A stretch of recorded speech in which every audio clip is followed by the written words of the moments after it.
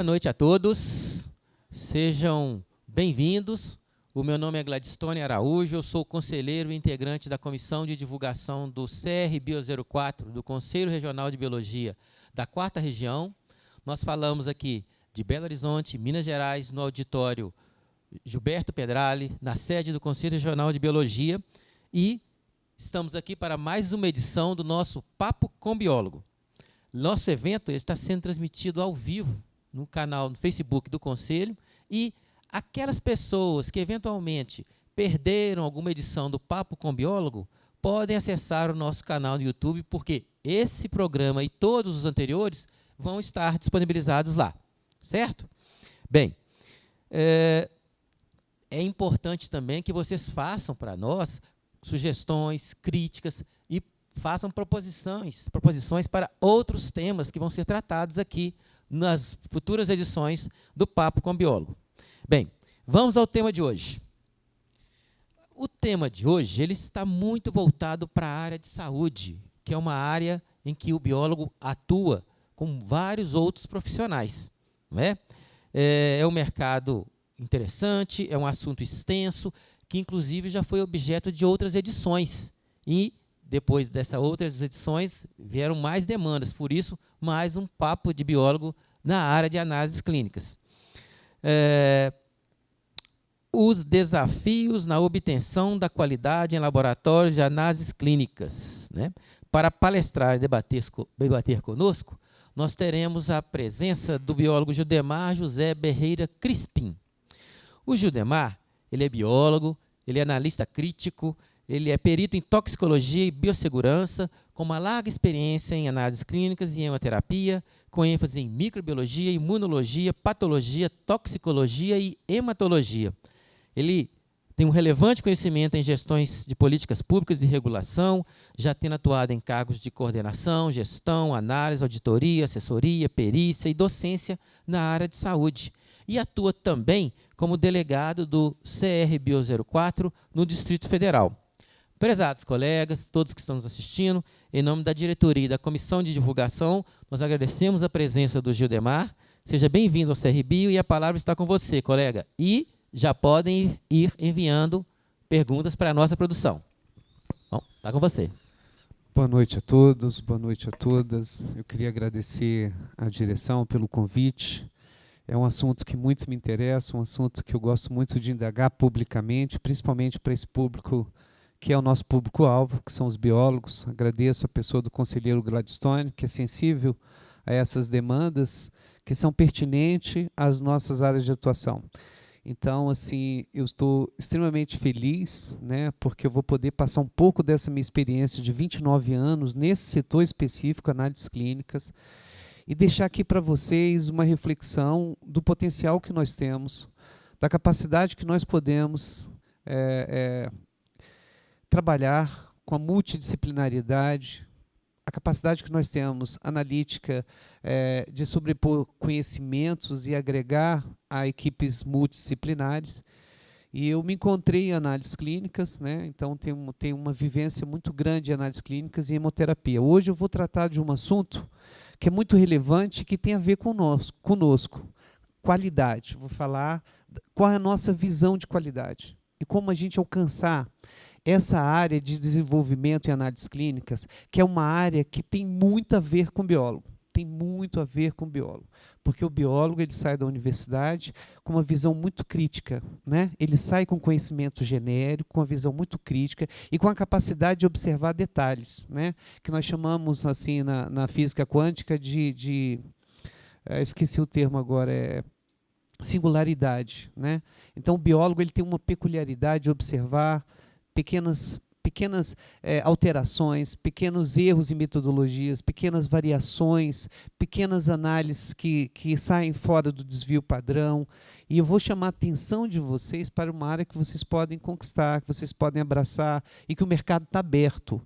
Muito pelo contrário do que a gente pensa, o mercado é vencido pela meritocracia, né? E uma coisa que eu gostaria de deixar claro para vocês, o que corrobora muito com a meritocracia e conquista de oportunidades dentro das áreas de saúde, principalmente para o biólogo, que é o que cria e desenvolve praticamente a temática da saúde, né? É ele que pesquisa sobre os vários segmentos da saúde, que posteriormente são empregadas de forma a criar análises que são análises metódicas de laboratórios clínicos, de laboratórios hospitalares, laboratórios periciais e etc.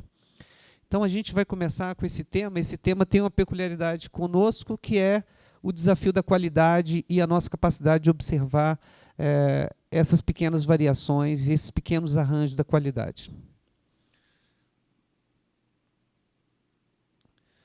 Bom, então, isso aqui é um pouco da minha vivência. São 29 anos de vivência na área de análises clínicas. Então, eu trabalhei em alguns hospitais, inclusive no Hospital Sara, que aqui tem, aqui em Minas Gerais também, né? Que me deu uma boa base. Eu trabalhei com médico patologista, trabalhei com farmacêutico bioquímico, trabalhei com biomédico, trabalhei com biólogos. E interessante é que assim, a afinidade com essa equipe multidisciplinar era muito grande, justamente porque não havia uma competição por uma área, e sim um desvendar, né, dessa área, ou seja, um se apropriar dessa área de forma positiva e salutar. Opa. Então, vamos aos aspectos históricos do advento da qualidade.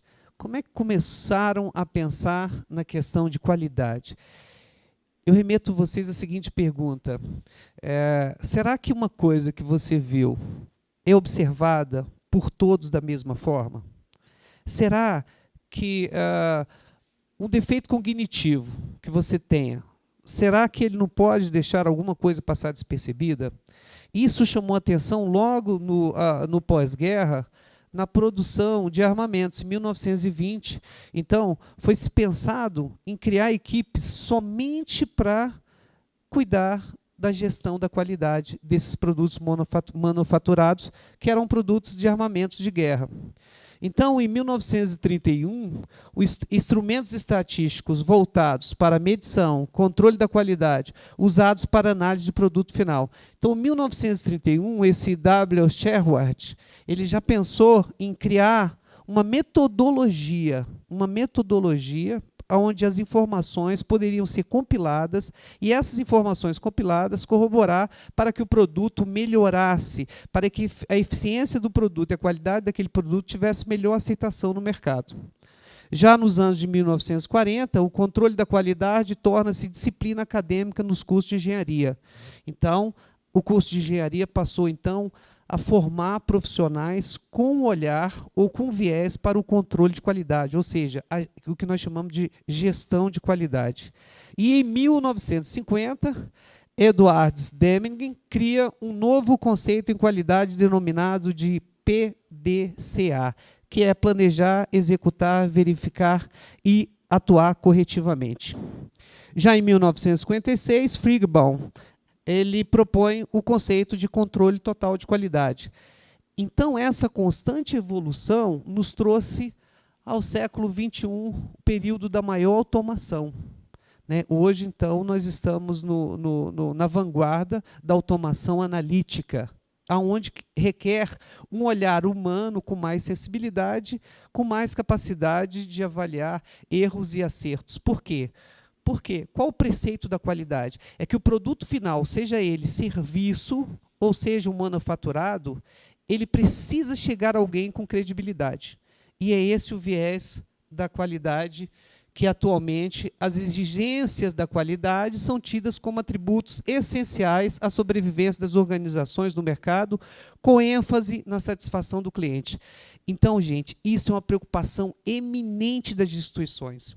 Os consumidores ficaram mais críticos, as informações ficaram mais difundidas, os erros ficaram mais perceptíveis. Então, hoje, isso aqui é um nicho de mercado. Saber qual que era o caminho para certificar instituições, laboratórios que queiram ter certificações e acreditação e credibilidade junto ao mercado que ele atua. Tá?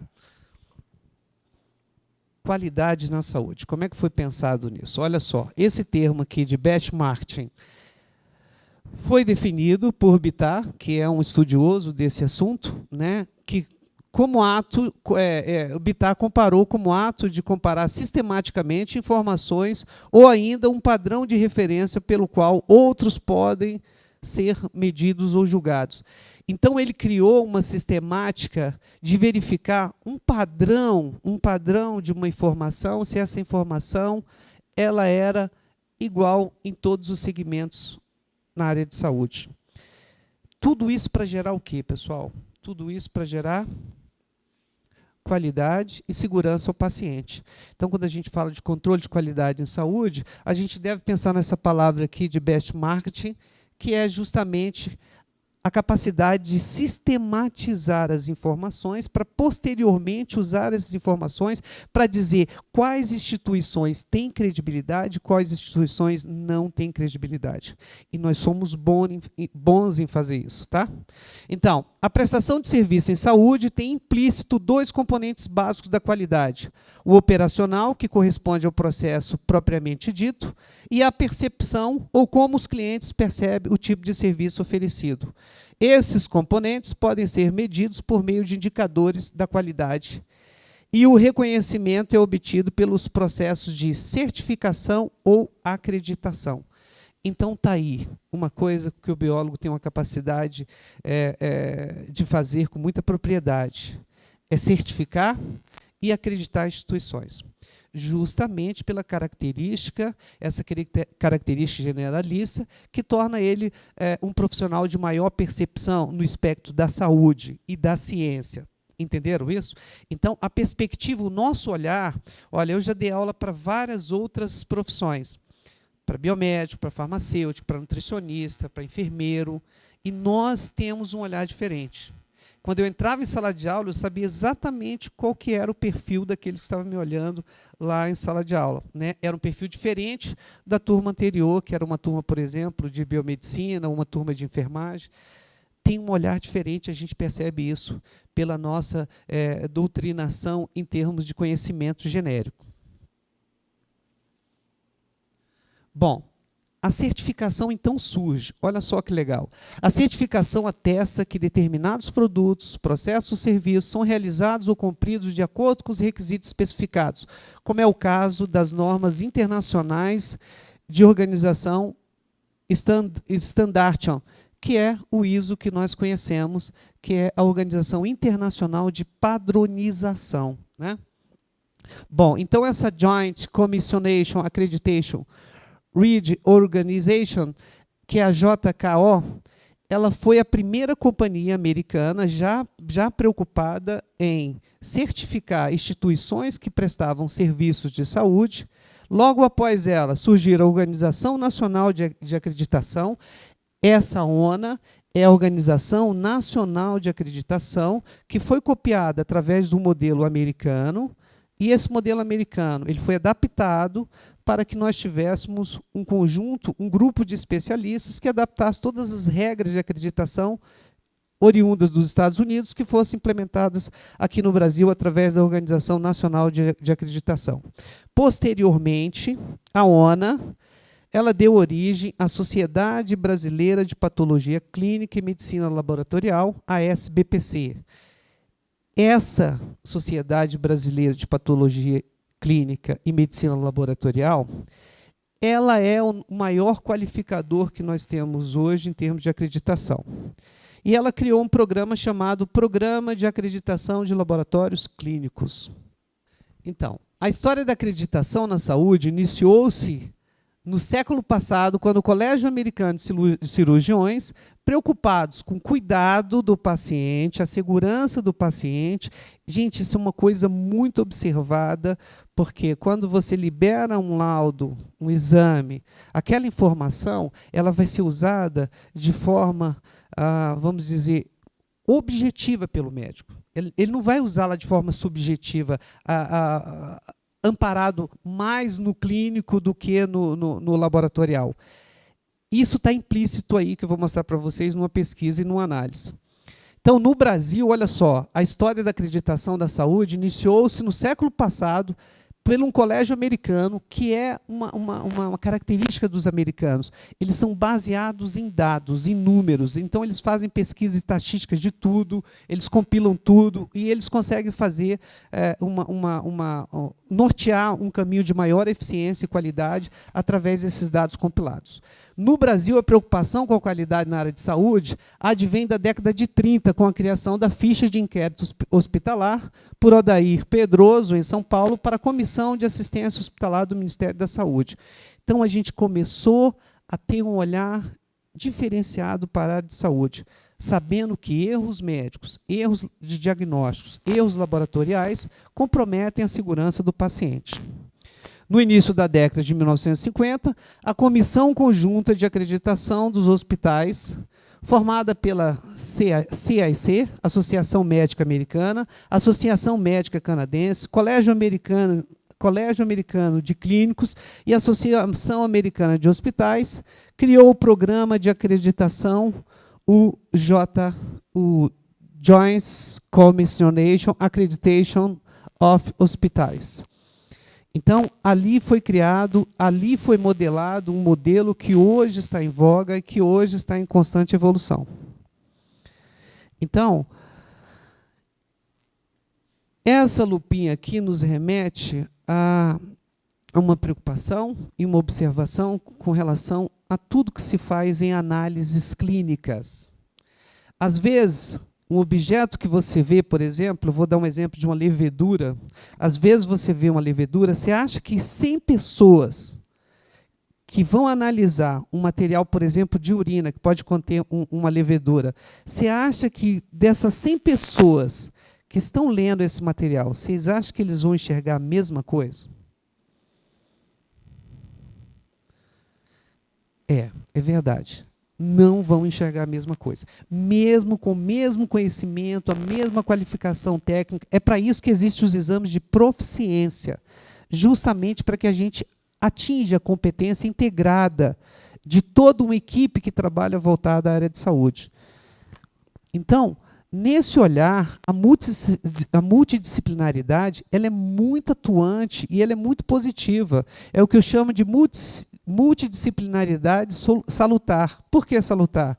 Porque ela é positiva, porque ela traz o olhar diferente do farmacêutico bioquímico, ela traz o olhar diferente do biomédico, ela traz o olhar diferente do médico patologista, ela traz o olhar diferenciado do biólogo, certo?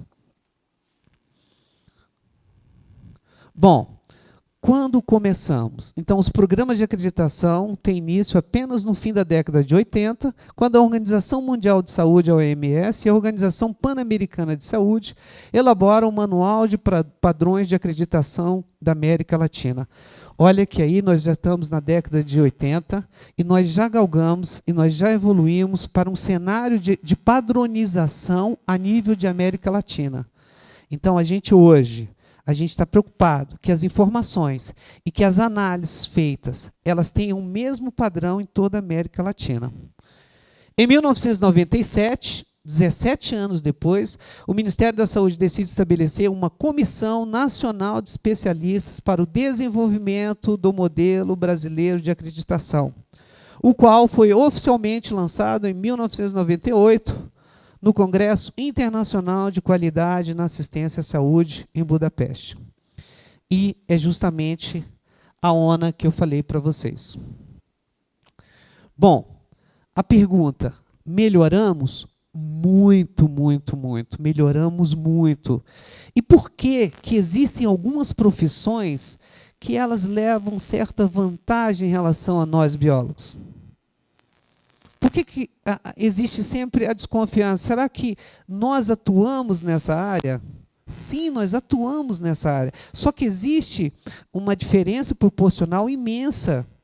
Enquanto tem, por exemplo, enquanto tem um profissional biólogo especialista nessa área, tem outros 50 de outra profissão.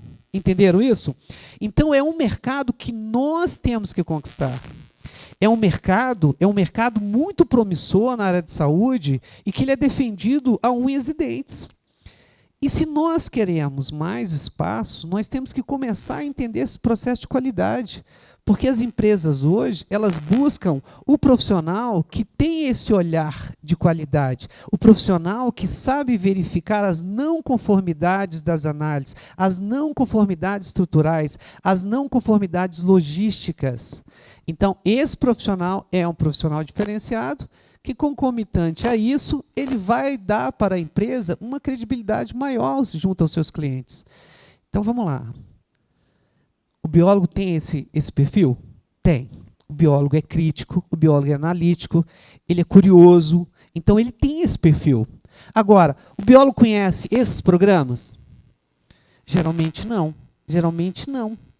E é isso o calcanhar de Aquiles. A gente, né, tem uma alta capacitação, mas não sabe que tem um nicho de mercado importante para a gente conquistar e qual o caminho para a gente conquistar esse nicho de mercado. E eu estou dando uma ótima dica para vocês, porque esse conhecimento ele abre portas para vários outros como é que eu posso dizer? Para várias outras oportunidades laborais. Vou dar um exemplo disso. Perito judicial. Vocês todos podem ser perito judicial, desde que vocês tenham uma área de domínio que vocês conheçam plenamente, que tenham notório saber, para vocês embasarem os magistrados acerca das dúvidas que eles têm. Um exemplo claro disso, você compra um carro, o motor do carro estraga, o motor do carro estraga. Quem que você vai culpar? O fabricante ou o vendedor do carro? Nesse sentido é que entra o perito. É a mesma coisa na área de saúde. Gente, tem tanto litígio na área de saúde, que precisam de peritos com conhecimento na área de acreditação. Falar, esse laboratório é confiável, as análises são confiáveis, a segurança do paciente está garantida com esse laboratório? Então, nesse quesito, nós temos o mercado falando bem assim, venham. Tá? Então, lembre e saiam com isso dessa palestra. Em 2001 para 2002, a Agência Nacional de Vigilância Sanitária, Anvisa, reconheceu oficialmente o Sistema Brasileiro de Acreditação por meio da Resolução 921 de 2002 e firmou um convênio com a ONA para cooperação técnica e treinamento de pessoal, o qual contou com a participação, entre outras, da Sociedade Brasileira de Patologia Clínica de Medicina Laboratorial. A SBPCML teve um papel fundamental na história da qualidade da acreditação de laboratórios. Propôs revisar e adaptar à realidade brasileira as práticas do Colégio Americano de Patologistas, ACAP, por meio das revistas brasileiras de patologia clínica. Também Programa de Excelência de Laboratórios Médicos, APEL. E também o PAC, Programa de Acreditação de Laboratórios. Esse conhecimento aqui gerou habilidade de mercado e oportunidade de mercado de auditores externos e internos.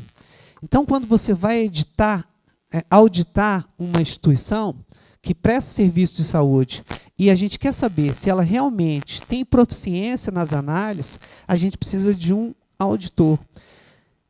E está cheio de oportunidades nessa área de auditoria. Eu não posso fazer auditoria simplesmente com funcionário interno.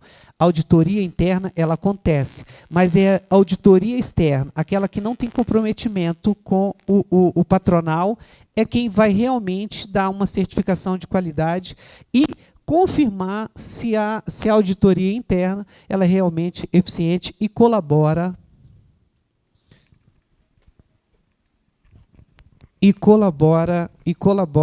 para a segurança do paciente. Então, nós estamos falando de controle de qualidade, a gente não está pensando apenas na nossa análise. Nós estamos pensando no produto final que vai chegar ao paciente, que é o objetivo da área de saúde.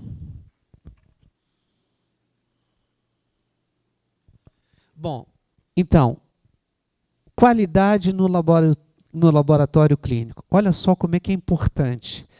Segundo Wilson Guedes e Darcy, os resultados das análises laboratoriais são responsáveis por 65% a 75% das informações pertinentes à decisão médica. Aí eu pergunto para vocês, o paciente cliente está seguro? Então, uma glicose que eu faço no Maranhão, uma glicose que eu faço na Bahia, uma glicose que eu faço no Distrito Federal, uma glicose que eu faço no Rio Grande do Sul, será que tem a mesma credibilidade? Então, é isso que exames de proficiência medem.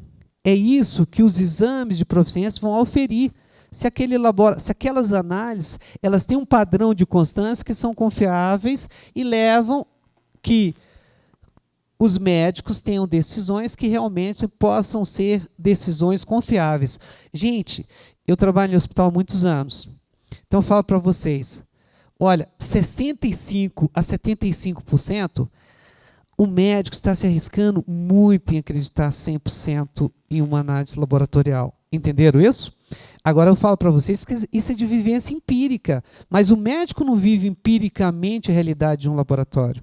E aí que os laboratórios, e aí que as empresas, instituições que fazem acreditação de laboratórios, é que vão dar essa segurança para o médico. E o médico passa a adotar essas acreditações institucionais como um possível amparo para o diagnóstico, para o possível tratamento. Tá? Então, a pergunta que a gente faz é, você confia em qualquer laboratório?